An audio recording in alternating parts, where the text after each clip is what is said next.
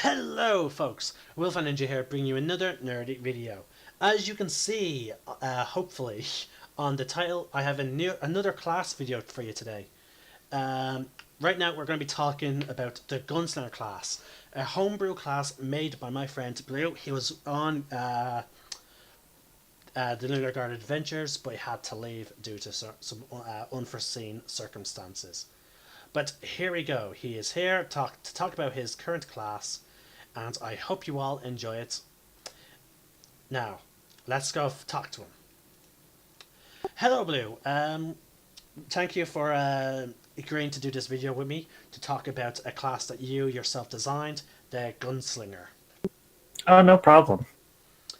So, now, before we get into talking about its class features and whatnot, how about you tell the viewers how and what gave you the inspiration for the class and why you designed it this particular way? Well, that's a little bit of a lengthy answer, to be perfectly honest. But initially, the reason I ended up designing this from the ground up, mostly, is partly because of actually Matt Mercer's gunslinger archetype for fighter. Now, I'm not sure how many people watch Critical Role. Probably a lot. But the people who do watch the first season might know that one person, Taliesin Jaffe, played a gunslinger designed by Matt Mercer. And while it was neat at first, I found myself seeing some shortcomings of it because it felt like it focused on being a fighter first, and as each of the archetypes for any of the classes is more of a specialization rather than a focus. Necessarily, I mean, the specialization is a focus, but you get the point.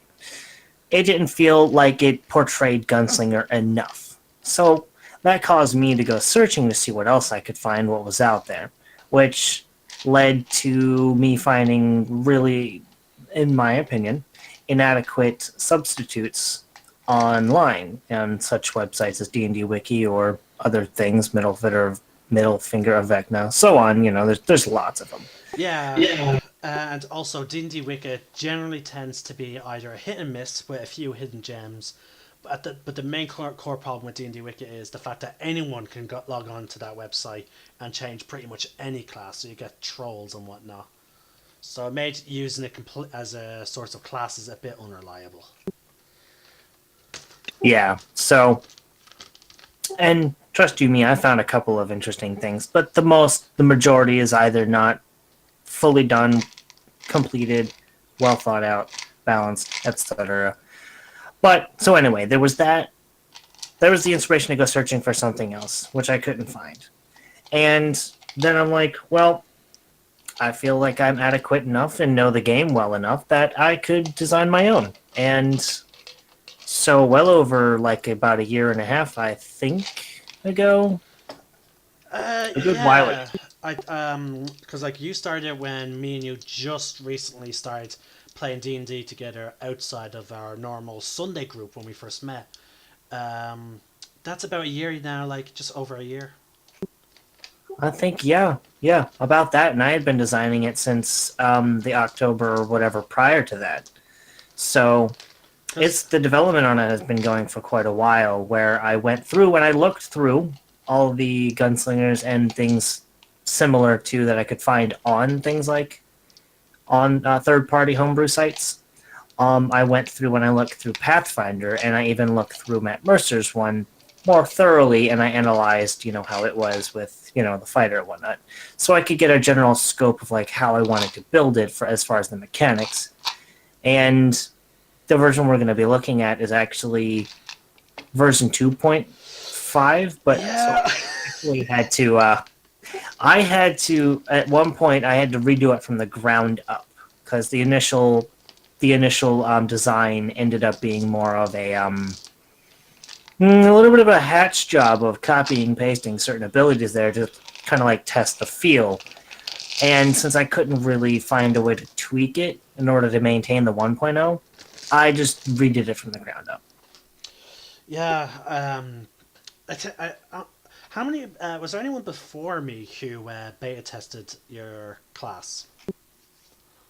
Before. I'm not entirely sure, or I can't remember anyway. If there's somebody that did before, there might have been. I don't know about the 2.0 though. Right, I right. feel like there was a bit of testing with the 1.0, but even smaller amount of testing than we did with yours. It was mostly opinions I got on it, and basically I needed to start from the ground up. Ah, interesting.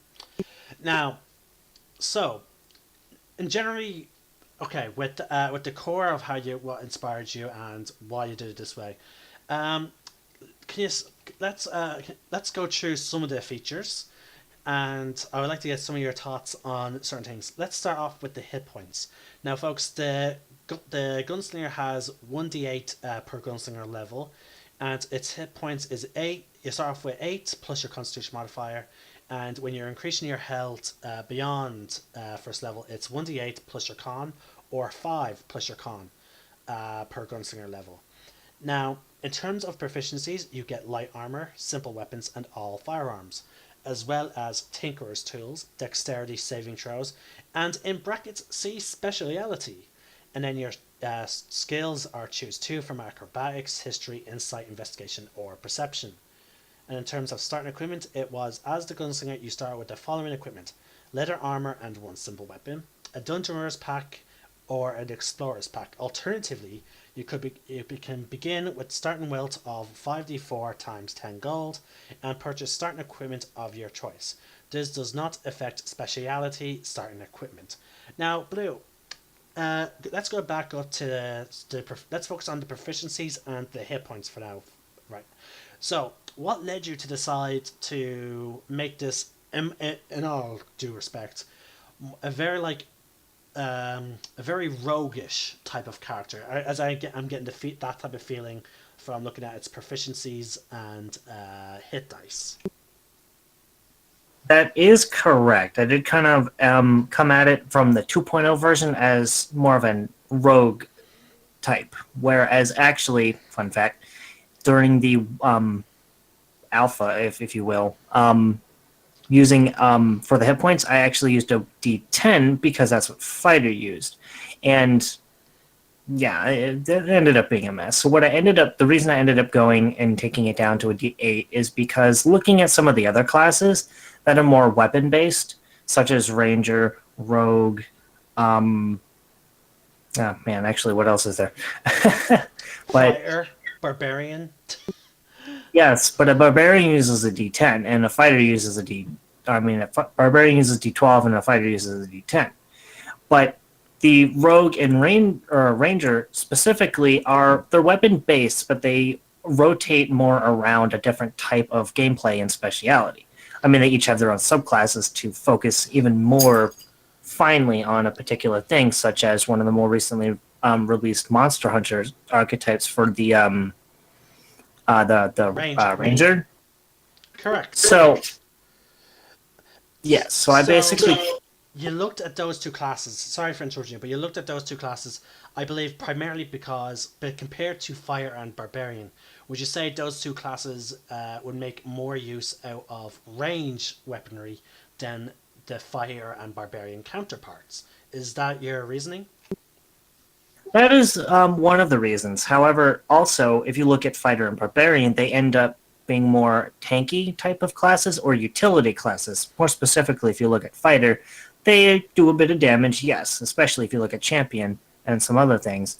But they are usually semi-tanky, somewhat specialized in utility, like battle master classes. Whereas this was designed to be a predominantly damage. So, in order to compensate or balance anyway for the fact that this does more than a tank would ordinarily do as far as damage, it needed a lower hit die. Fair point. And again, which of those two would you say you looked at more in terms of deciding hit points and proficiencies between the ranger and the rogue? Which one did you look at more? Yes. Honestly, I would say I looked at Rogue a little bit more because Ranger's more focused on tracking and perceiving their enemy and such and sneaking up in that kind of regard. And it's more about reading the lay of the land and knowing your prey. whereas Rogue is more of a, I guess I would say more of a general purpose, kind of like stealthy, agile type of character. Both do rely heavily on dexterity, but Rogue's more on that kind of stealthy-ish approach. So, and that's kind of partly the idea I wanted to go with the gunslinger is if you think of a gunslinger from like anywhere, right? Usually you get the idea of a dexterous, quick, agile, moving person, With the, sharp aim and such. with the exception of two famous gun users, Chief and Doom Guy, and probably Duke Nukem. Well, brute force is in fact an option here. So It is, especially when we get to the commander, I believe, because when we get to their special equipment. Now, also with this class, you've also took inspiration, I believe, from the clerics and maybe the warlock as well as sorcerer in terms of getting your speciality at level 1. Can you explain why you decided to do level 1 rather than waiting until level 3 like most classes? well, there are a couple other classes, wizard for example, that take it at 2. Yes, but the vast majority is level 1 or 3. 3, yes. So, can you explain why you decided to do it at level 1 instead? I most certainly can, because actually in the original version, the 1.0 alpha, if you will, it was actually done at 2nd or 3rd. I think I switched it a couple of times. But the reason I ended up fully landing on 1st is because the idea behind, or the design that I wanted to go for in total for this gunslinger, was the fact that, like, you had been working on this maybe not necessarily your entire life, but this was your focused career, if you will. You focused to be a gunsmith of some kind, right? Like people focus to be a blacksmith, or they focus to be a wizard, say, like going to a wizard school, or going to some sort of clergy to be a cleric or paladin or something like that. It's your focus, it's your drive. So I decided that this made the most sense, that you would end up picking up, or you would quickly, at first level, kind of know the style which you wanted to use these things, you know? Okay. So, with that in mind, please. Actually, no. We'll save that for when we go into the specializations in more detail. I was about to ask you. Can you explain to me what you want to achieve with each specialization? But we'll move on to that later. So let's actually move on to the next system. There's actually a system you kept from Matt Mercer's Gunslinger, I believe, and that was the mechanic called Grit. Can you explain? Can you explain to me why you decided to keep Grit in your in this class? There are actually several reasons. One, personally, I like resources. I like having things to I mean, how to put it? I mean, like class resources, like having sorcery points from sorcerer and your spells and stuff. I personally have a like for that, but more than that, doing my research for this, which I did a lot of research for this, as I mentioned, Yes, every in fact, version. didn't sorry if I interrupted you again, but again, this is how vigilant you are. You actually talked to friends of yours that were actually who actually used weapons, like who actually used guns, who actually attended firing ranges of different sizes of weapons. Correct? Yeah, actually, I talked with at least 4 or 5 different, I would say, I don't know if I would fully say gun specialists, but gun enthusiasts. Yeah. Yeah, I talked with plenty of them to like get a better idea of like how And- specific guns worked, because I'm not fully aware myself exactly. Yeah. But And also, that went into the design to design how much damage and so on. Also, especially when it came to one specialty in agreement, in particular, you actually talked to. Was it a friend of yours that was a recruit, or was he properly in the military, or was he just training to be in the military? I'm not entirely sure remembering exactly what you're talking about, but I do remember that there was somebody. If I remember correctly, one person I talked to was definitely a weapons specialist in the military, lower branch, but also one of them was a particularly close person to me that had been raised by a military environment, as their dad was in the military for their entire life and whatnot. So And that's why you made certain decisions with certain weapons. Again, you know the speciality I'm thinking of, but again, with some of the others, you went a bit more thematic. yeah, So some of them have very much realism. Some of them have just fun. yeah, to a bit, yeah. I mean, most of it attempts to at least keep to realistic themes, while at the same time it does compromise on realism because, let's be honest, it's a game and It's we're trying to have D&D. fantastical fun. So Yeah, it has to so give up on realism a bit so that way you can still actually use the stuff. Because if we were being really realistic here, there'd be no magic. this wouldn't be viable whatsoever because it would take a minute to reload anything. Yeah, and then also there'd be no magic. Well, okay, yeah, but I meant like realistic based on like medieval standards or Renaissance at best. Fair. But anyway, back on Grit. Go on. So the main reason why I kept that aside from class resources can be fun is that it was included in the Pathfinder Gunslinger. It was included in Matt Mercer's, and it was included in the at least minimum of 2 or 3 other classes I found online. So it was essentially a key point to Gunslinger, and I thought that it accentuated, especially if you go off of the fact that it requires your, it goes based on your wisdom modifier. It kind of accentuated the point that a gunslinger, You need type wisdom. yeah, tied to wisdom, like perception is tied to wisdom.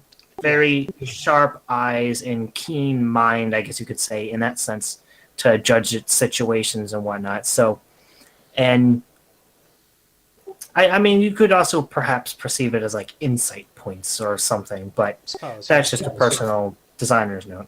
All right. Now, folks, what grit does exactly is begin at first level. You have a number of grit points equal to your wisdom modifier, which then doubles when you reach level 9 and then triples when you reach level 17.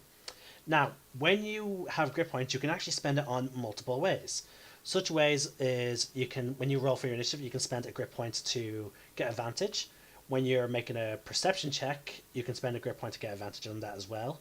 And when you're for an attack roll, you can also spend it to get advantage. So mostly gaining advantages. In addition, some specialities use grit points to use some of their more powerful and unique abilities.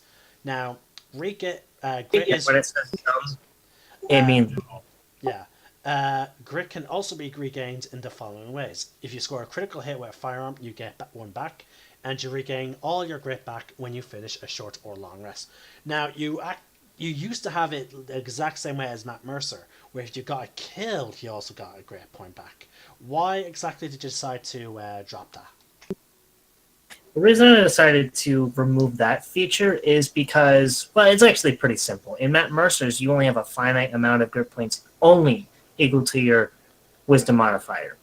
And I honestly can't remember from the other ones, but that's mostly because Matt Mercer's is more famous from my experience. True. But the reason I dropped it is because in mine, to allow for higher flexibility and the fact that, yes, you have these 3 abilities or 3 usage of grit points as the base class, but every single subclass has its own specific things that you can use the grit points for. So in order to have more fun and use them more often, right, I increased the amount that you get, amount of grit points that you get at higher levels. And to compensate or balance that, so that way it's not super ridiculous or over the top, I removed the ability to gain grit points back on kills. So say if you get 3 times your grit points, right, at 17th level, that's really high level. And some big fights could have lots and lots of mobs, ads, whatever you want to call them, minions.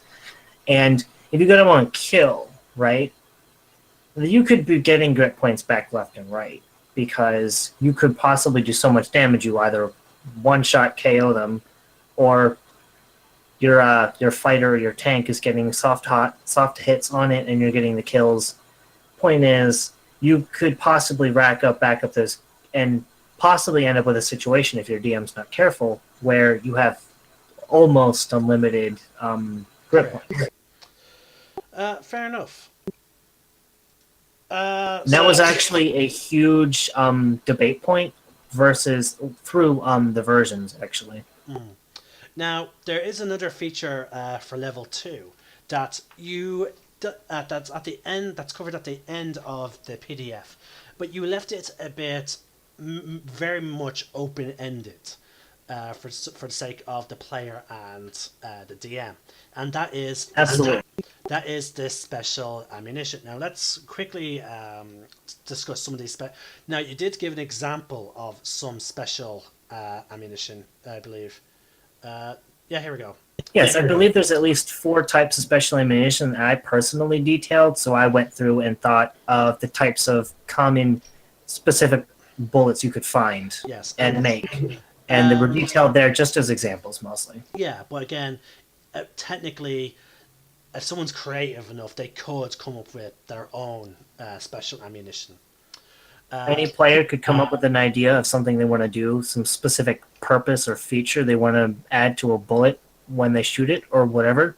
And then they could talk with the DM of how that would work. And for example, just before this stream, I even pitched one to you for someone who's playing an arcane gunner, which we'll cover later, folks.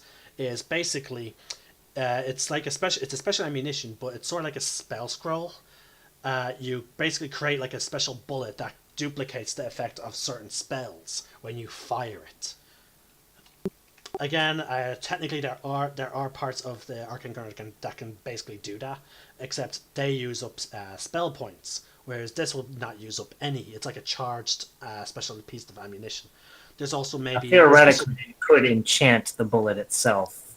So yeah, there's also the idea of possible tracker bullets. You know, like maybe for those of you that have played Monster Hunter, you know the fact that there's like special sling darts that you can attach and fire at the enemy, which will then mark them.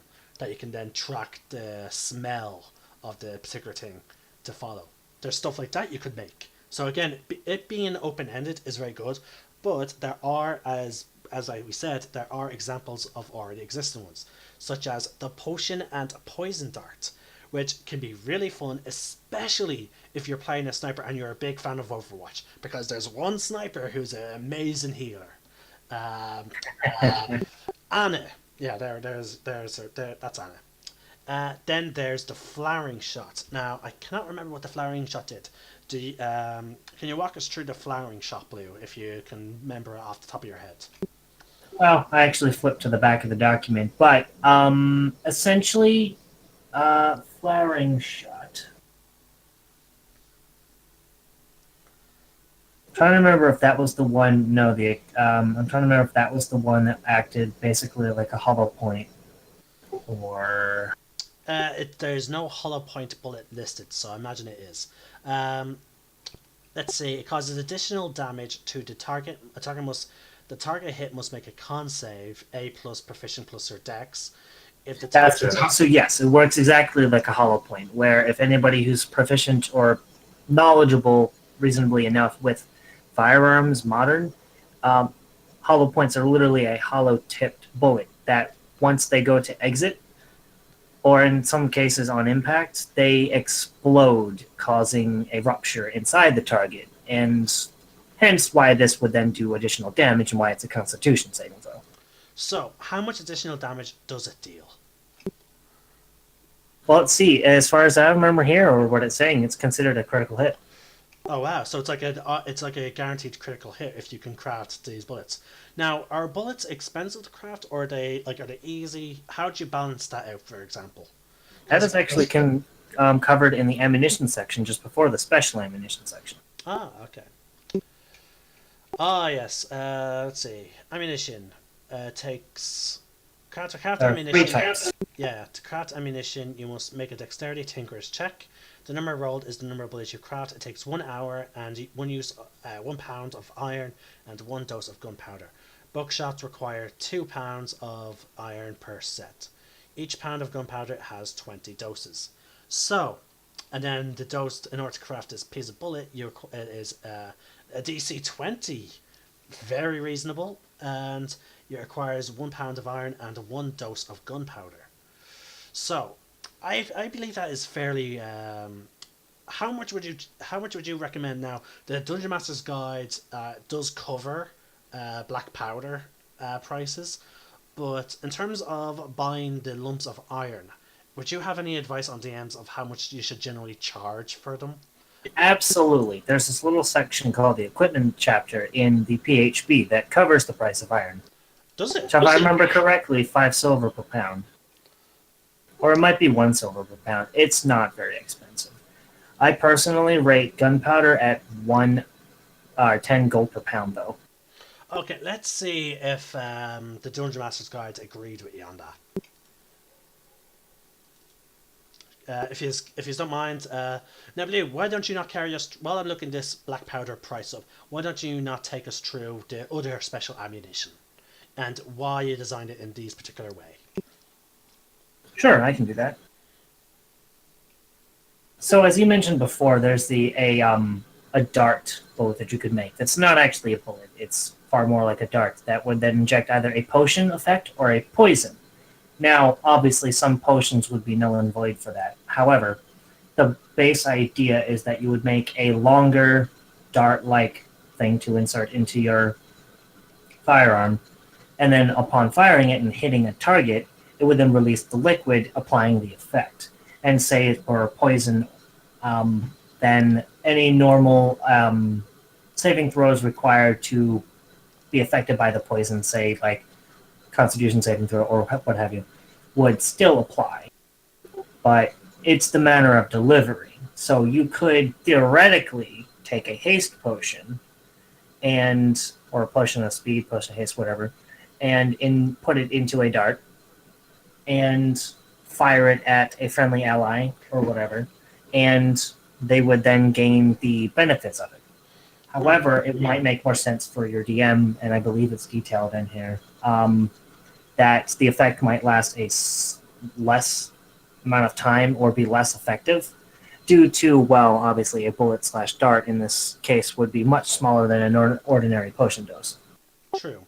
Now, okay, I found this section, folks. It is featured on page, if you're looking in some PDFs, because they number them sometimes weirdly when it comes to PDFs, it'll be on page 268 or in that general range.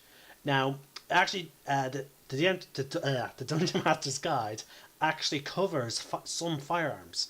Now, we're going to focus on the black powder right now, and then we'll compare some of these firearms to what Blue has designed. Now, a keg of black powder weighs 20 pounds, and it costs 250 gold pieces. That is a lot. Now, don't get me wrong, that you can make plenty. According to you, Blue, 1 pound of black powder can work for 20 doses.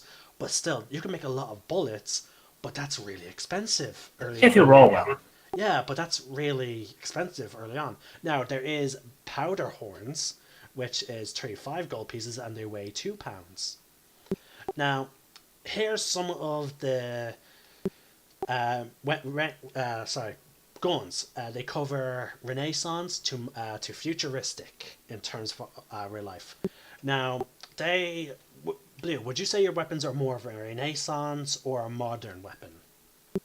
They're more of an Industrial Revolution style, around mid-1800s. Okay, so possibly late 1800s to early 1900s. So the best equivalent would be the modern then, rather than the Renaissance. It would be more on the modern, except for the fact that most of the modern, last I checked, had automatic feature. There's only there's a reason I didn't end up using the guns from the DMG. There's only two, I believe, that are automatic. The pistol automatic, which I'm guessing is probably an Uzi, is the first image that comes to my mind, as well as then the rifle automatic. But they do have rifle hunting. Now, the rifle hunting deals 2d10. That is less than your rifle, correct? Did you say 2d10? Yes. That is exactly what the rifle does. I thought it was 2d12. Okay. No, it's not. But it was Matt Mercer's air quotes rifle that does 2d12. Yes. Bad news. But your one can only hold up to 4 bullets. I believe so. Yeah. This one holds 5 bullets. So, small change there. Its range is 80 to 240. I believe the maximum range of your rifle was 3 something, correct? No, it starts, its minimum range is 160, and it goes up to 640. So your one is which is still what? so yours is much further range. Yes, in fact, I think it's slightly further than your average longbow. But again, technically speaking, for any firearms, these ranges would ordinarily be much farther. But these ranges have been brought down, the ones that I designed anyway, to again compensate for game balance purposes. So why do you not, if for game balances, why did you not use the rifle hunting as your range indicator for your rifle, or did that not mesh well with the idea of your gunslinger in terms of the range?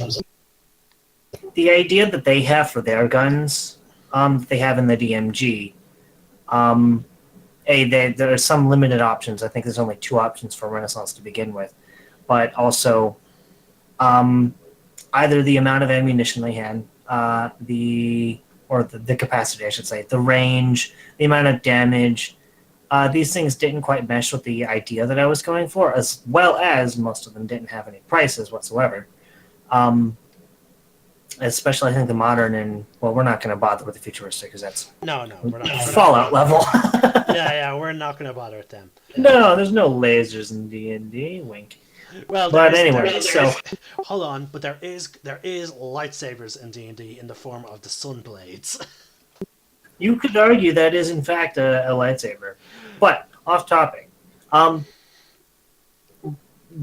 During my research for this and looking at Matt Mercer's guns, who also disagreed with the P8 or the DMG, I'm presuming,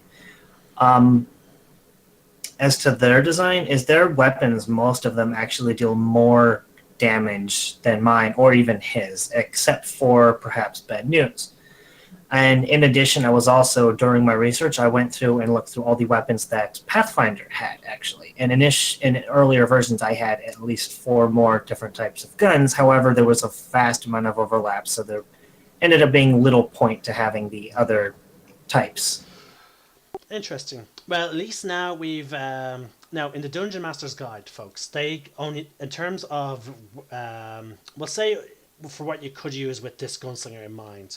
like without going ludicrous, I suppose, you have the 3 categories: Renaissance, Modern, and Futuristic. We're going to only focus on Renaissance and Modern. They had pistol and musket.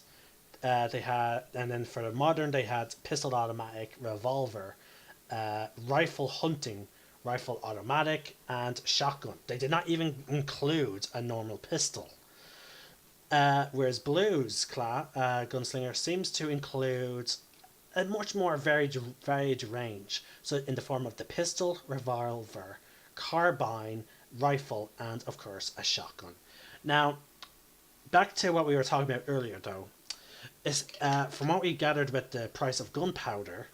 Well, General recommended the price of gunpowder in terms of the Dungeon Master's Guide. It seems, yeah, a bullet. You would think a bullet that can auto crit would be very powerful, but first off, it's a save. And then you have to keep in mind the sheer price of making these bullets. Like, oh my god, 250 for a keg, and then 35 for 2. Now that's only good for 40 bullets, I believe. If you think about it, if you really think about it, your average probably going to get at minimum 15 bullets per use. And iron, I'm pretty sure it's 1 silver per pound. You need a pound of it to perform the process, and only 1 dose of gunpowder, which for the purposes of my class, I say there's 20 doses per pound. Because if you again, I did research, and it does not require a lot of gunpowder to actually make explosives for firearms. And I put gunpowder at 10 gold per pound, so that makes it 5 silver for a dose of gunpowder, and that makes it 1 silver for a pound of iron. So it's really only 6 silver for an on average 15 bullets. Yeah, but that's the prices for your powder is what you would recommend. But for those that are used in the Dungeon Master's Guide, yeah, it even further helps balance your special ammunition or your gunslinger class. This is true. Not to mention the crafting is also a possible block. You could fail at crafting it. That is a possibility. Yes. Also, you have to specifically put it in a chamber And you could do so as a bonus action, actually. You could swap out the current next bullet that's going to be fired from your weapon and put in the special ammunition. But yeah, I actually, the rule's in there somewhere. but as I But said, even at the earliest levels, you're probably going to be buying black powder in the powder horn, which means you'll be getting about 40 doses for 35 gold pieces. Now, in my world, I would generally actually use, no offense, Blue, the what's it called, the Dungeon Master's recommended prices for the gunpowder. and you're perfectly welcome to. Like, that is a perfectly viable option. Which is actually why I don't think I list a price for it in there. I just say that a pound of gunpowder has 20 doses.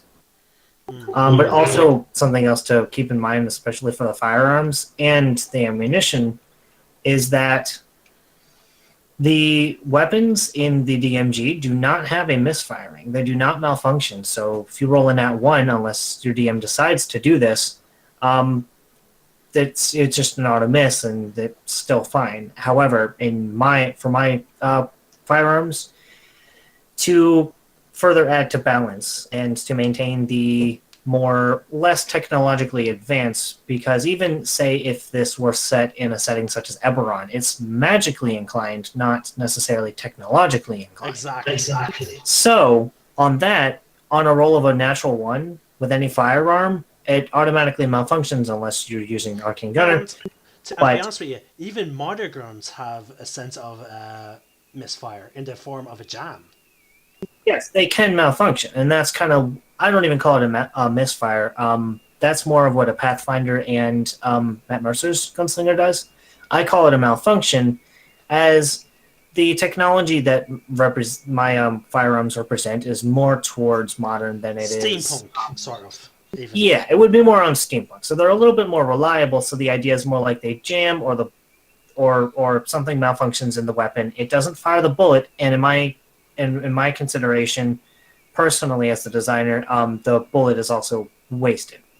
And then the gun needs to be repaired as well. Which takes an action. It takes an action to make a dexterity tinker's check, and depending on the type of weapon, there's a different DC. That's also detailed on the firearms section in the document. Now, sorry, but let's get back on the track. Sorry, folks, for this long tangent. But now there's also two options. Again, all tangents are most likely on my fault. Again, but it is applicable as it goes into the design of the thing, because you could also use the weapons that are detailed in the DMG, but that will affect balance of the class. Yeah. Now, there are two more types of ammunition that are special. There's the explosive round, and then there's the armor piercing. Now, the explosive round is pretty much you shooting a grenade. Which is essentially. You shoot it upon impact, it explodes in a 5 or 10 foot radius, and everything within that radius needs to make a dexterity saving throw equal to blah blah blah blah blah blah blah, or take additional damage, blah blah blah. And you can increase the damage for every 2 doses of black powder. Correct? Yes. However, this increases the crafting DC. Yes. Yes. I can only imagine, like, for someone who's extremely good luck. Now, obviously, Will Wheaton should never attempt this. But you should never play this. But can you imagine someone who tries to put in 20 doses of black powder in? I think that would be an impossible. I think that could be, actually. That would be like a natural 20 required minimum to successfully make that bullet. Well, the DC starts at 12 and increases for every dose thereafter. It increases by 2 for every dose after the first initial one. So I think it requires 2 doses to start out with, and then needs an additional, or the DC increases by 2 for every dose thereafter. So if you want to use 3 doses total, it's a DC 14, then 4 doses, a DC 16, so on and so forth. And I believe I put a maximum. I did not see one. There might not be. Yeah, there is none. That's why I said, imagine if someone puts in 20 doses. Well, I would imagine the DM would be a little realistic on how much could actually fit. Fair enough. A pound of black powder is actually a lot. Fair enough. But folks, the D6 of the damage of the of the explosion goes up for each dose of black powder used past 1. Now the DC, therefore it's really powerful. In fact, if I remember correctly, I used this in a one-on-one game that you and me were doing Oh yes. to reasonable effect. Oh yeah. You used it on a tower, a watchtower made by some bandits. It was cruel. I remember a cluster of skeletons as well. Oh yes, actually no, you used it 3 times actually. Once on a watchtower, a cluster of skeletons, and there was a game where me, you, and my girlfriend were playing, and you used it to blow open a door. Remember, it was this camp here, which eventually they joined us. If you recall, remember there was the bandit tribe. Yes, I do. And eventually we end up becoming rulers of the bandit tribe instead of wiping them out like we were told to. Gotta think business. Oh yeah. Next and last but not least, we have the classic ammunition known throughout the world, armor piercing. Folks, essentially what this bullet does is allow for this ammunition can be made as +1 to +5. The bonus it has bypasses the target's armor by that amount. So if you're dealing with someone that has 15 armor class, your +5 bullet means you'll only need to roll a 10. It's essentially a cheat. Not necessarily. Keep in mind, it bypasses the armor itself. So, if something's wearing, say, studded leather, for example, or something that only has 13, right? Mm-hmm. Then it would only remove, and you have, say, like, +5. It would only remove 3. Really? If that makes sense. Please explain a bit more carefully, because I don't Your understand. DM could also rule that they don't want to do that math and just decide to subtract its AC by the number the round is. It's a shame, folks. It seems we've lost connection to OBS, so therefore I believe the stream is actually sadly interrupted. Blue, can you still hear me? Indeed, I can. Okay, so at least that means we have the recording still ongoing. Let's move. Now I'll ask you at some point because of my curiosity, how exactly what do you mean by how armor piercing bullet is supposed to work? Because I assumed that's how it was supposed to work, but that's because I'm one of the people who really enjoys playing your class, and I'm now curious about that because I would like to use it as accurately as I can. So Well, I can tell you right now. So Oh yeah, sure, might as well.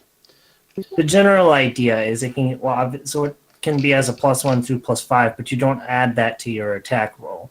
What happens is, say you make a +3 armor piercing round, right? As per described here.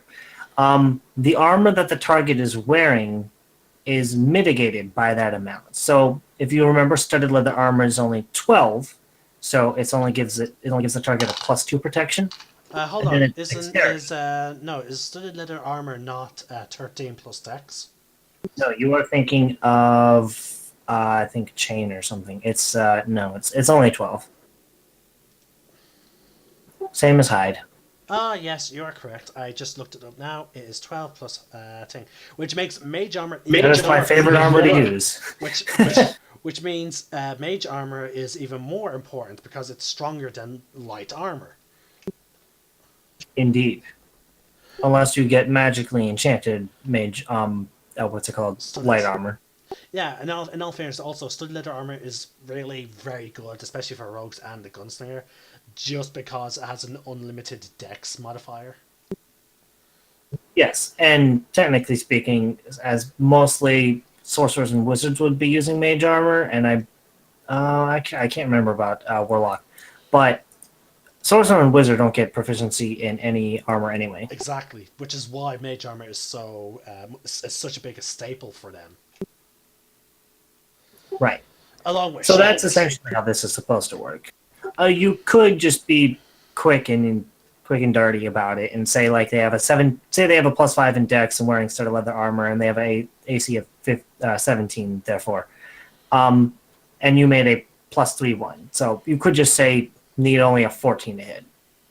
Again, you could also do it as just say like actually add that to your attack roll. I left it a little open ended Yeah. with the phrasing to imply to use it in such a fashion, but you can use it however you see fit. To be honest, again, these were just put in as as examples of things you could do with special ammunition. Yeah, you left it purposely open ended. So again, folks, as I said, I came even I came up with one before we started the stream for more specifically for the arcane gunner, but like it's look at other shows with, or other anime or manga, movies or whatever about to get some sort of inspiration. For example, my inspiration for the the arcane sort of bullet was actually from Ruby because of dust. Like again, which again in my mind, I think it would be a really cool idea for an arcane gunner. All right, now we're moving back to talking about class features. Next up is your ASI at level 4, 8, 12, 16, and 19. Usual ASI rules apply, feat or skill improvement. At level 5, here's where we have something that really shines, that's really cool with the gunslinger, is called quick aim, which allows you to make basically an extra attack. Whenever you take an attack action with a firearm, you can make an additional attack with a firearm. At level 13, you can make 2 additional attacks with a firearm, and at level 20, you can make 3 additional attacks with a firearm. Now, Blue, why have you settled on just specifically using firearms with quick aim instead of just simply making an extra attack, especially considering that what happens if all of a sudden your gunslinger is out of ammo or he is forced to use one of his simple melee weapons? Well, the idea is that the players should plan properly to not find themselves in such a situation, or I'm sorry, in such a situation.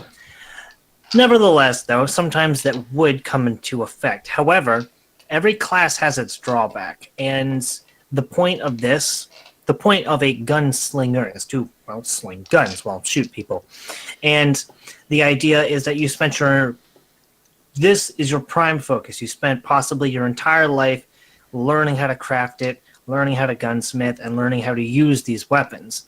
Just like a fighter trains specifically with martial weapons and so on, which is why the gunslinger also does not gain proficiency in martial weapons. However, I gave it proficiency in simple weapons as well, as it implies they're pretty simple, not very difficult to use, and also that at least gives something else for them to use.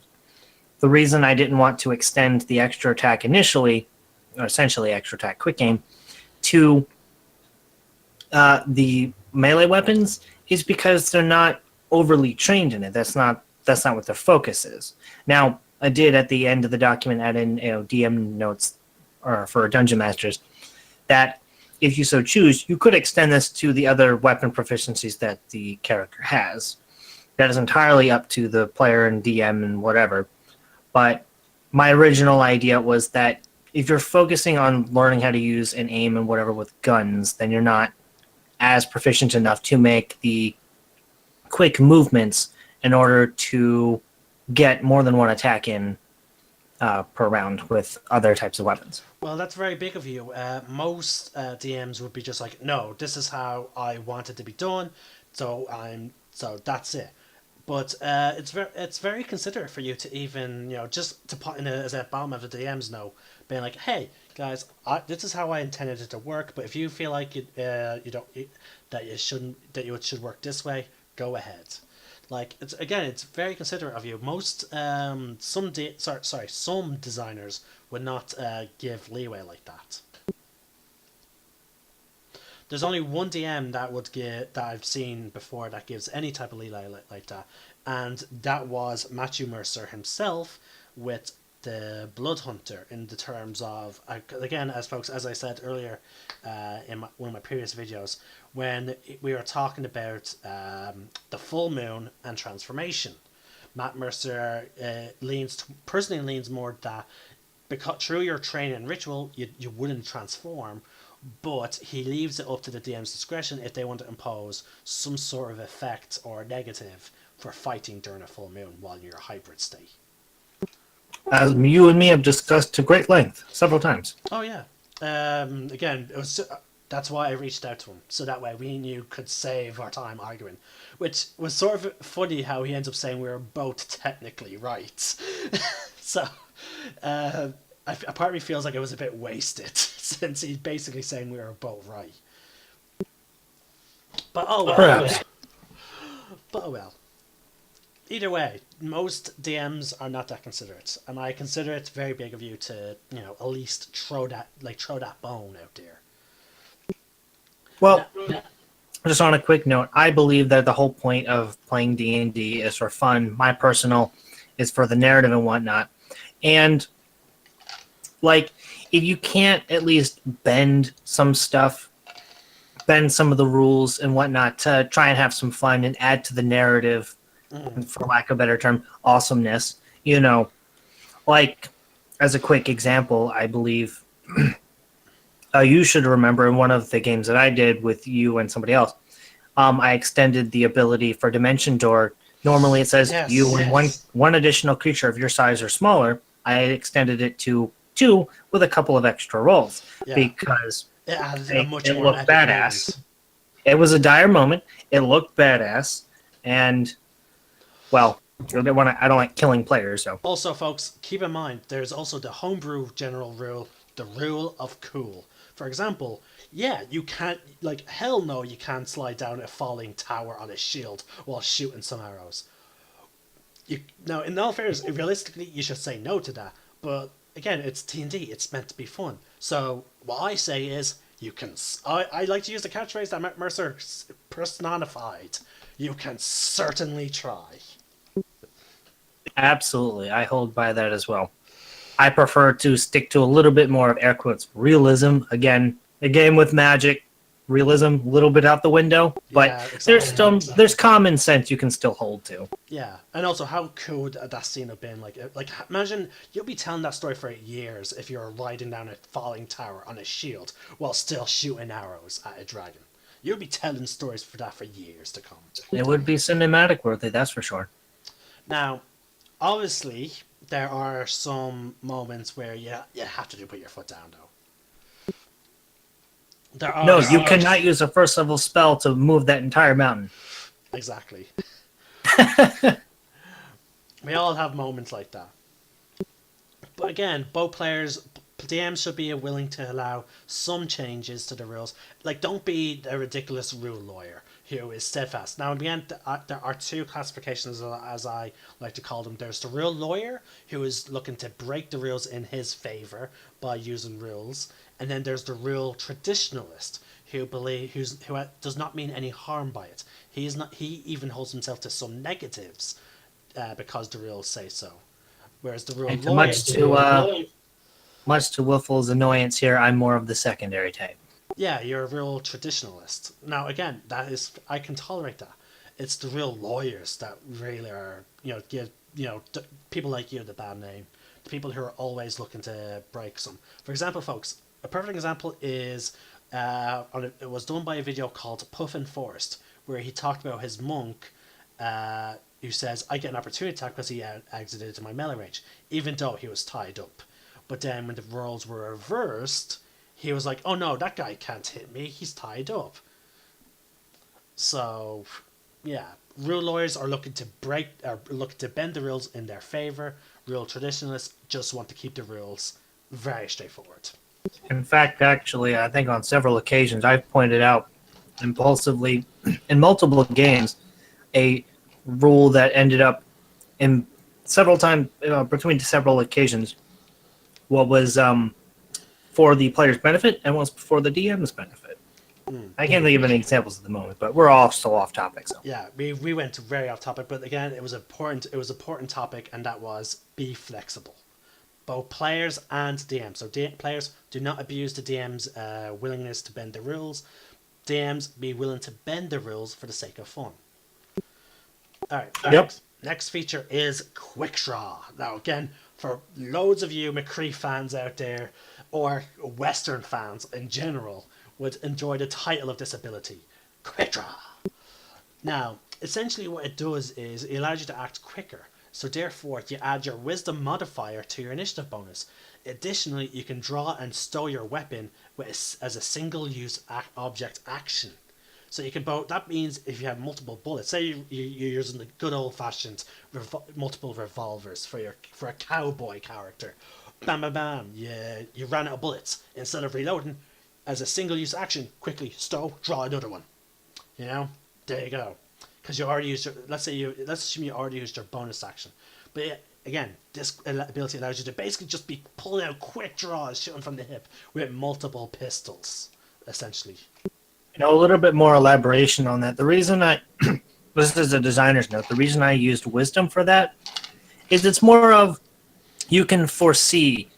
As the wisdom stat implies, you foresee a little bit more of danger happening. You're a little bit more alert to stuff, whereas dexterity, just raw initiative uses dexterity, is your ability to react to the situation, where you're adding your wisdom in this case because you saw, oh crap, this is going to go very sideways, tilted. Exactly.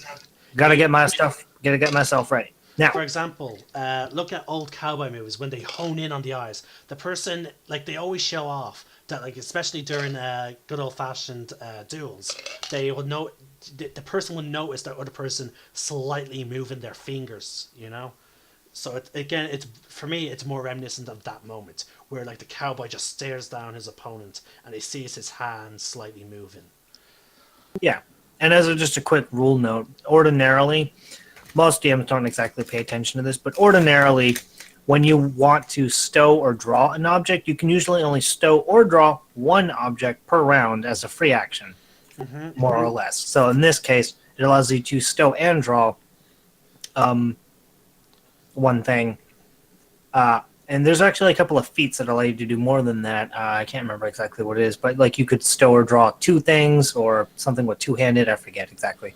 Yeah. I think it was duelist or whatever.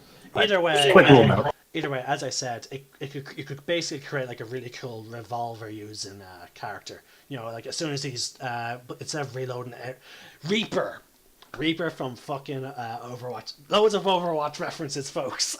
Instead of reloading, you could just simply quickly stow your weapon and take out. Of course, he's pulling them out of the void, but still.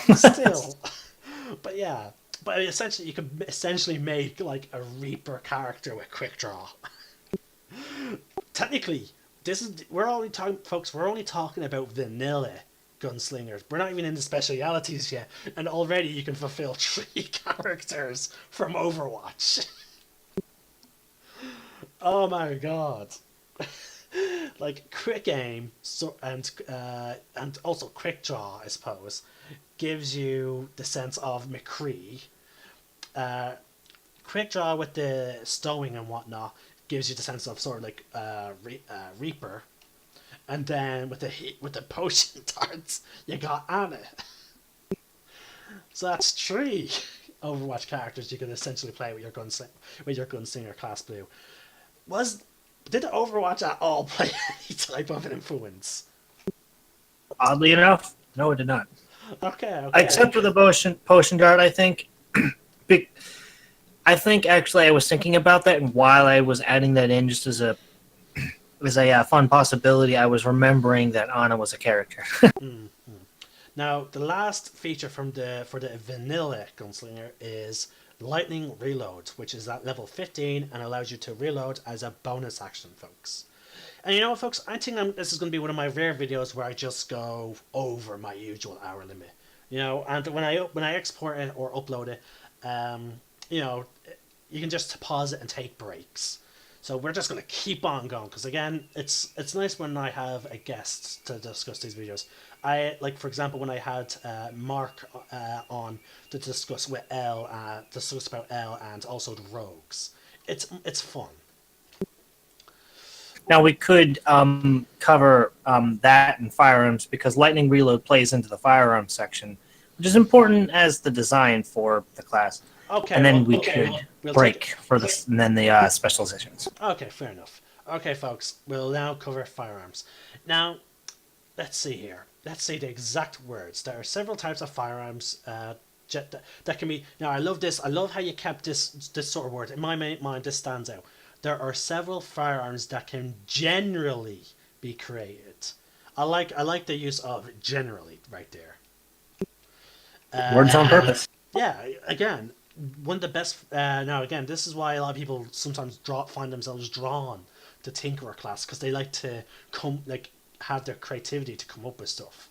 So that yeah, the weapons are the pistol, revolver, carbine, rifle, or shotgun.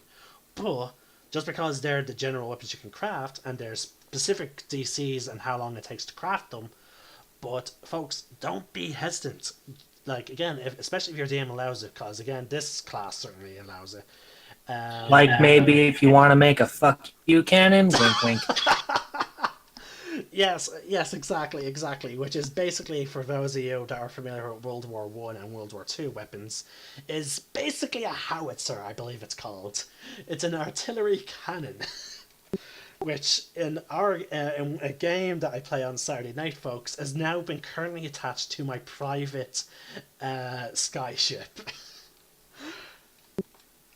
It came, and also we plan to enchant it so that when a shell hits, it's basically used in delayed fireball as well. Yeah. Yep, as I said, fuck you. Basically, my character who's playing this class, Sniper, is a hitman, but he's traveling with some characters that he generally wouldn't, he would generally avoid working with. But two of them were one day when they were out camping in a forest near Singorn. Two party members were starting to, let's just say, get on his nerves a little bit. So, he started design. That's when he started designing a weapon that would not only kill his target, but would just make sure that his target could not survive. And thus, the fuck you cannon was born. It's taken me ages to build it, and it's now finally built, and it's now being fitted onto a skyship, which sadly I hope that my DM allows me to one day use, because we're nearing the end of the campaign and I haven't used it yet. I hope to use it. If not, I'll continue attempting to make it until I fire the fuck you cannon while shouting "fuck you" as I do. Okay. So yeah, folks, be creative. Another thing that I created was, technically it goes into the revolvers, but hey, this is what I did. I used tinkering to create my a unique type of firearm, in a way. Wrist-mounted revolver. Okay, Deadshot, basically, folks. It's Deadshot. Which allows me to use a single action to fire 2 revolvers from my wrist. So, again, be creative. Now, when you roll a natural 1, when making an attack roll, if the weapon malfunctions, to repair the firearm, you must use an action and to make a dexterity tinkering check. DC is 10 for one-handed, 15 for two-handed. If you fail your tinkering check, the firearm is broken and must be repaired out of combat. To repair a one-handed weapon, you must succeed a DC 10 dexterity tinkering check and spend 300 gold pieces. Also, this takes 2 hours to complete. To repair a two-handed one, the DC is 15, you must spend 600 and it takes 4 hours. And each fire weapon has a certain capacity of bullets, which we'll cover shortly, and it needs to be reloaded. It generally takes an action to be reloaded, until you get the, what was it, quick reload? Or lightning reload? Lightning reload at level 15. And it does say you must use an action. Yes. So, therefore, even if you have extra attacks, you must sacrifice all your attacks to reload. Yes, so if your firearm is out of bullets, well, you know what you're doing your next action. Yep. Until you get lightning reload, where you can do that as a bonus. Now, one fire weapon has a scatter property. Now, technically, with tinkering, you could give that to other weapons. Not recommended, but you could if you tinker a weapon in a certain way. For example, Anything's possible. Yeah. For example, if you want a saw-off shotgun, tinker a pistol to have the scatter thing. There you go. You have a saw-off shotgun. Or you could do that with the revolver, I suppose. Either way. And then there's a dex save for those that with the scatter thing. It is made with, the DC is set The DC is set by the wielder making a dexterity check. If a natural 20 is rolled, the wielder rolls double damage. If a creature within 5 feet of their firearm, it has disadvantage on the saving throw. If the creature is within the second range increment of the firearm, it has advantage on the saving throw. So there you go, folks. It has very unique abilities for the scatter. Now, here's where it gets interesting. I'm going to have you take over this bit. It is the crafting of such firearms. Please walk us through the exact rules and then what led you to make those particular rules. Yeah.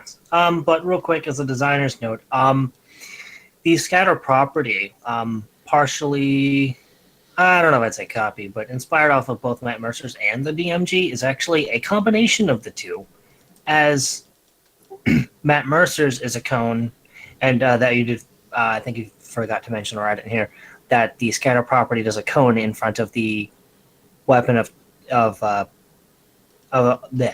a cone in front of that specific weapon out to its specific ranges.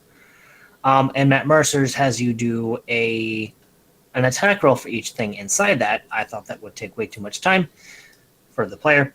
So, but the DMG has it as a cube, and anything inside that makes a dexterity saving throw. So I kind of combine the two a bit. Now, as far as crafting any of the firearms detailed in this document are possible and have finite rules that you obviously could bother to tweak if you wanted. Although I will say that numbers were crunched and several revisions on the numbers were made in order to come up with them. And at first, in like the first version, I was actually partly using like the complexity of the weapon basically to determine its crafting difficulty. Where it kind of partly went off as a one-handed, is a two-handed, how much damage does it deal, what's its range, etc. But I thought that was way too much math, so I partly fudged a little bit of calculation myself and just put in the numbers. Like, here's the DC. Have fun. Let's see. So, in order to actually craft them, you need, and this is how tinkering in general works. For if I were to be DMing, is that you need to design the item that you want to make first. Some DMs require you to have inspiration for it, but if your character has reasonable cause to think of this idea, then it's fine enough for me. But you have to make intelligence tinkering checks in order to design it first, and you need a certain number of successes, or at least that's how I run it. You can correct me if this gigantic paragraph says otherwise, but you need a certain number of successes on the DC mentioned to, I think it's, I can't remember. You skim through the paragraph and see if you can find it.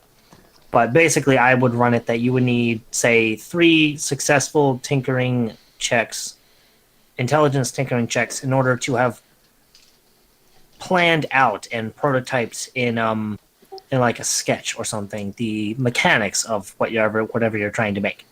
And then after you have the plans made, the blueprints, if you will, you then need to make dexterity tinkering checks along with having adequate enough materials in order to craft said item, and also require, the required tools. For all the firearms, personally, you would require access to a workshop of some kind. So you would, you would need access to quelling material or quelling equipment, smelting equipment, so on, being able to make molds, etc. It's a long and arduous process. Now, mind you, folks, this is essentially a slight tweak of the Tinkerer's tools that's described in the DMG and expanded upon in the Xander's Guide. Xander's Guide actually goes into more of a description of what each tool is meant for, as well as giving you suggestions on what you could do with them. Now, Tinkerers in the way Wizards designed Tinkerers tools was actually in this edition, mind you, only in 5th edition as I'm talking about it, because clearly, maybe in previous editions, they had different ideas.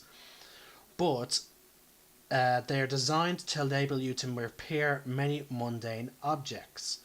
Though you can't manufacture much with Tinker's tools, you can mend torn clothes, sharpen a worn sword, or patch a tattered stew of chainmail. Now, mind you, that is... Now, again, Tinkerers that to me does not fit the 100% description of a tinkerer. Because when I think tinkering, I picture like someone trying to create like a clockwork toy or whatever, or a clock. But again, Wizards apparently viewed them in fifth edition to be more of repairmen for some strange reason. Now, clearly, we're blue. Like blue has gone based off of a traditional tinkerer rather than what Wizards have put in. Or at least mechanical tinkerer. Now, in terms of the DC for the building, in order if you require a working version of the weapon to study, it will reduce the DC for the planning by 5. To create a set of plans for the firearm, you must make an intelligence tinkering check, as said. Next, you must make an appropriate equipment. It is equipment, workplace, and materials. The cost of materials is equal to half the market value of said weapon, and once you have the plans to begin crafting the firearm, you start making a dexterity tinkering check for every 4 hours spent crafting the firearm. The chart below details each firearm, the DC, and the number of days it takes to craft. Now, I think that DC chart that you have is, I think, meant for both the actual crafting and then the planning as well. Correct. Okay, so I'm right. I was right in my assumption. Which again, it's very simplified. You can lower that DC by 5 if you have a working piece of machinery with you, or if you happen to get your hands on a firearm to like basically reverse engineer. It's a nice simple. All that reduction on the intelligence tinkering check is if you could reverse engineer the item. Yeah. Mind you, though, as I said, folks, again, the DM can for other stuff. The DM has a bit more leeway when it comes to tinkering. For example, I had to make several planning checks, not just one, to create my fuck you cannon. I believe it was 3 to 4 checks, if I remember correctly. And as I mentioned, I also do the same thing, but this was for simplicity's sake, and also to add in reducing the check. If you already have plans, like say you met another gunsmith or whatever, and they give you plans for one of these firearms or some device or whatever. Personally, and I don't think this is detailed, but you would still need to be able to understand them, and just looking at them, in my opinion, wouldn't be enough to then go ahead and manufacture it. You would need to study them by making an intelligence tinkering check, possibly less than if you were to plan it out from scratch. But Yes. that would also reduce the DC of the item or whatever to so that like the DC would be lower in order to understand that plans already have. So you don't have to do all the legwork from scratch, but you would still need to study and know it. Yes. I agreed with you on like that's why if you have either the plans or the actual fire thing to look at, it lowers the DC of the planning by 5, as said in the paragraph.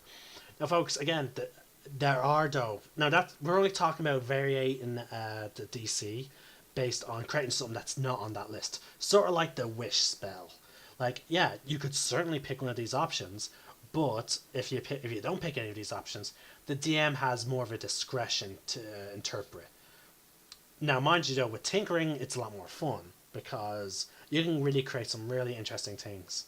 For example, I had a friend who planned to play a duelist gunslinger, this class, but he wanted to create some sort of flat screen viewing device for scrying. He wanted to be a 70-inch. He was basically, he wanted to one day quote Alucard from Helsing Ultimate Abridged. So, yeah, that's what he was aiming for. A scrying device that was 70-inch and somehow made of plasma. I would have just had I would have just done some tweaking with some divination magic and possibly evocation magic to basically display the results of a scrying onto a flat surface. Oh yeah. Those types of magical devices have been done before by other DMs, and in fact, Matt Mercer in their first campaign had something similar to this. But yeah, he wanted to use also tinkering to make it look like a plasma screen TV. You could totally do steampunky. Oh yeah, as I said, he could certainly try. It was his ultimate goal, and I was like, sure, fine. It's a waste of your tinkering, but sure, go ahead. But yeah, folks. So try, like, don't be afraid to be creative. No, I do not. I had encountered some, how should I put it, rude or dickish DMs who actually expected me to provide actual proper schematics. Like, I had to go into every single bit of detail. In real life, I'd have, basically, he said, if you don't have the real life knowledge to explain what you're trying to build, then don't even bother trying to have your character roll intelligence checks to see if he can get the jit. Basically, if I can describe it properly, like 100% accurately, my character, it means my character cannot. I'm a little bit of half and half personally. If you can describe what you want this thing to do in the general way it does what it does, like, I don't know, I mean, like, specifics, you don't need to go like into physics and how each gear moves or whatever. That's nonsense.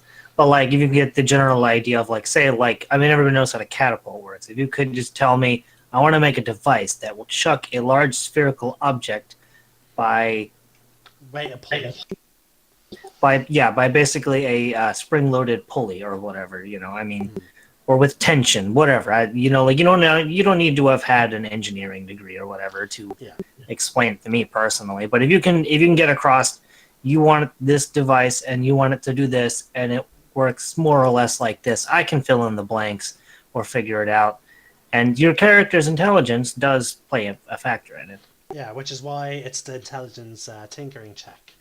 Mind you, though, luckily enough, a DM that where I built the fuck you can. He was like, okay, how would you get a howitzer to work? I'd be like, well, it'd be a combination of using magic. Again, it's a howitzer, but its fueling and operating mechanism would be more of a steampunkish with arcane way of powering the device.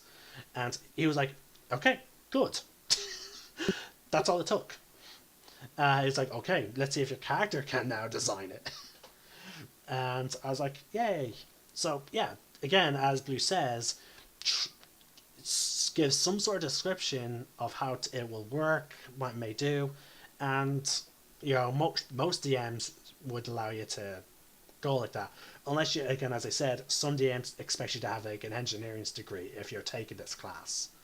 Again, it's, for me, a balance of common sense / realism and fun, so. And also, who doesn't like steampunk? Well, actually, to be honest with you, I'm not that big of a fan of steampunk. I tried getting into it. Like, I understand why a lot of people like Bioshock because of all the steampunk technology that's in it, but it's just not for me. I like steampunk. Fair enough. Anyway, we already went over the ammunition, so the last thing is the details on the weapons themselves, if you want to go over that. Yes. Okay.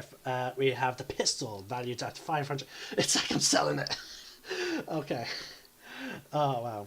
A pistol costs 550 gold pieces. Half of that for building it. It deals 1d10 piercing damage. Weighs 4 pounds. Its range is 80 and 240, and it has a capacity of 10.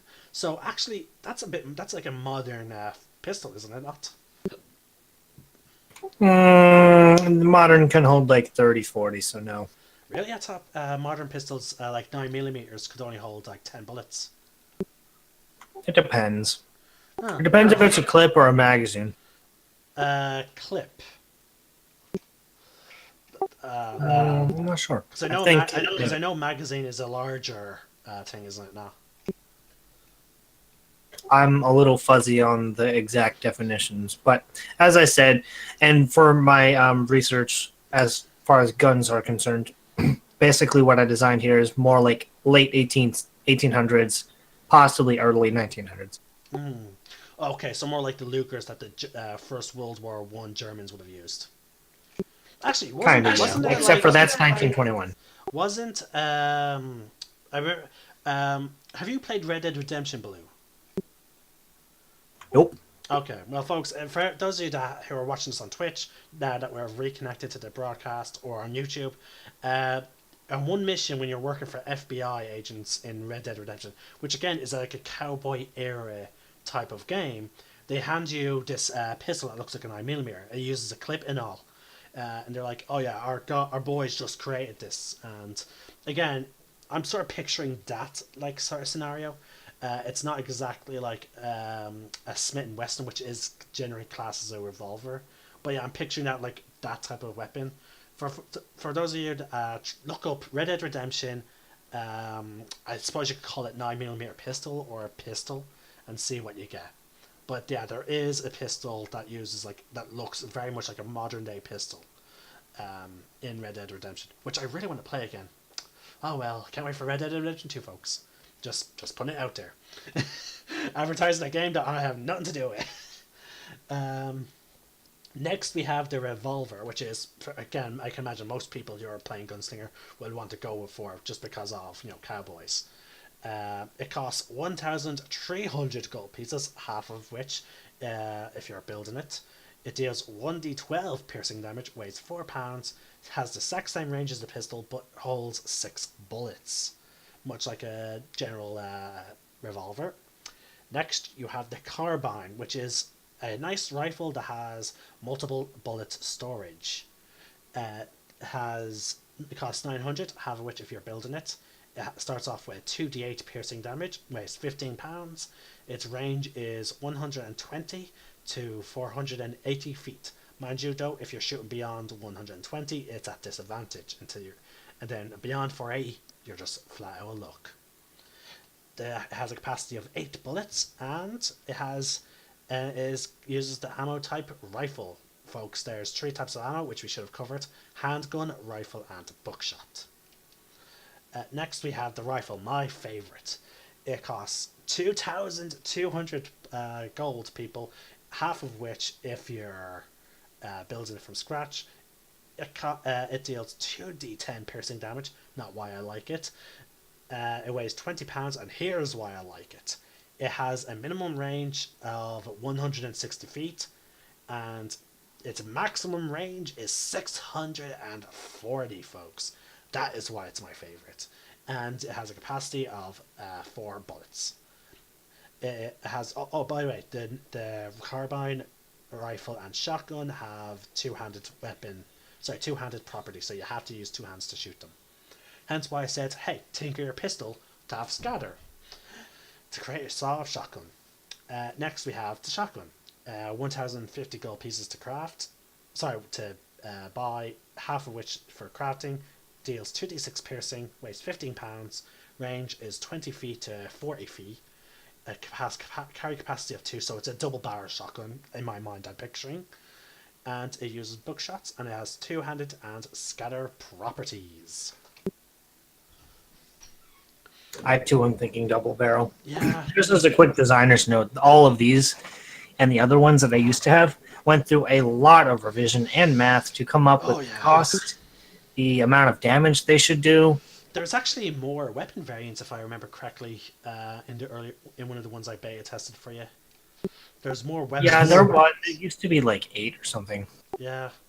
Now, mind you, though, pistol, revolver, carbine, rifle, shotgun, they all pretty much are. That's all you really need. The carbine is a great sort of rifle weapon.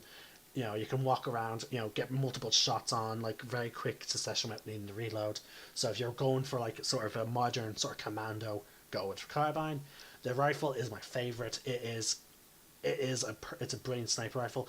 Now, as I said, clearly since it has a carry capacity of 4, it's not exactly a bolt action, which are, as for those of you that know me talking about guns in some of my past videos, bolt action is by far my most favorite sniper rifle, because generally when I play them in video games, if it's a bolt action, it has a slow attack speed rate.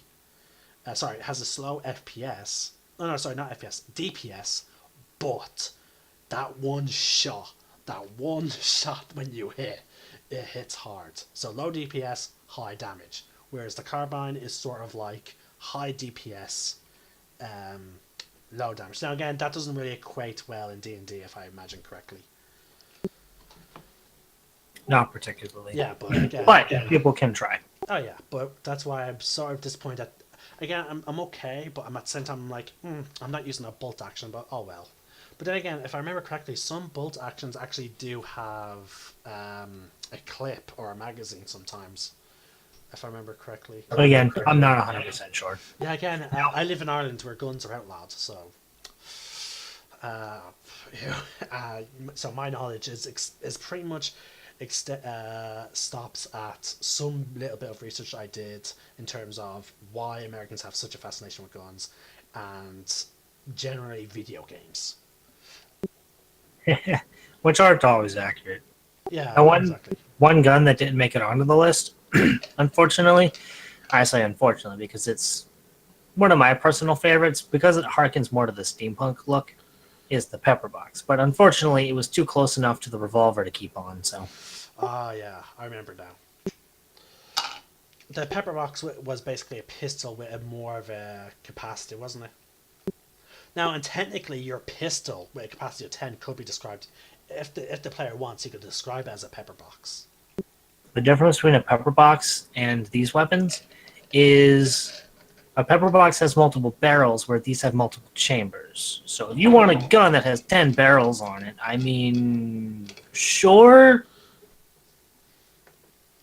I've seen pictures of pepper boxes. I assume mostly is for aesthetic that had way more than that, but I'm not so sure about that. All right, folks. As we said, we're going to take a 5-minute break, and we'll be back to discuss the actual specialities. And again, I believe my favorite for once is not last, is second last. But we will cover the 4 archetypes: the duelist, the commander, which I feel like commando may suit a better title for it. Yeah, but then I'm just thinking, like sleeping. You know what I mean? And like those jungle GI movies. Yeah, no, but it's just that commander suggests it has like abilities that will benefit, like basically like support type of stuff, like buffing and. But as we will discuss, it in fact does. Ah, yes. Anyway, folks, as I said, we'll be back in 5 minutes. Oh, sorry, we might as well say the other two. We stopped. My favourite, and the one that I've extensively beta tested, the sniper. And also, we have then a really cool one. Again, that goes back, that shows that this is a class meant for Dungeons and Dragons, the Arcane Gunner. Which I believe is your personal favourite, if I remember correct. It's my personal favorite because I like magic more than anything else. Oh yeah. Again, my favourite class of all time, which is, folks, as you well know as well, is in fact Wizard, despite the fact that it's not the easiest class to play.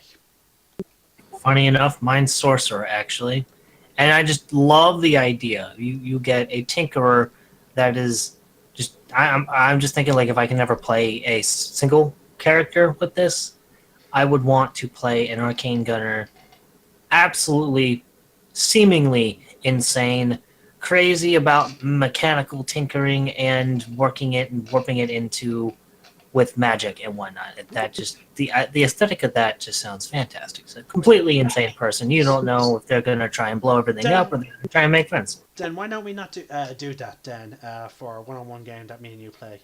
I know you like your holy character, but like why not go arcane gunner then? Discuss that later. Yeah. Anyway, folks, this is Wolf Ninja sign out. We'll be back in 5 minutes. For those of you that are watching this on Twitch, for those of you watching on YouTube, just click play next video. May the force be with you, and remember, roll for initiative.